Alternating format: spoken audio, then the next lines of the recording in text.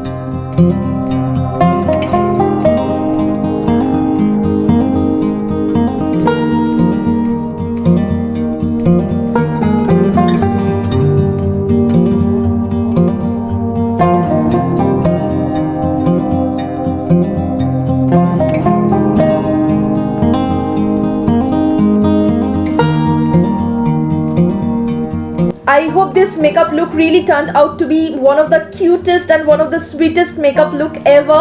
And if you really want to get this makeup look, all the product details will be provided in the description box below. Do check it out, guys. Do try out this makeup look and let me know in the comment section below whether you really like this makeup look or not. I know a lot of people will be asking about my hair accessory, so I'll link it in the description box below. Kindly check it out, guys. I hope you really enjoyed this cute and sweet pinkish sort of makeup tutorial, and if you really did, then please give me some thumbs up because it means a lot to me. Do subscribe my channel, follow all of my social medias, and do not forget to hit that bell icon to stay notified with all of my upcoming videos. So thank you guys for watching me. Love you, take care, have fun, and just stay tuned with my next video. Bye.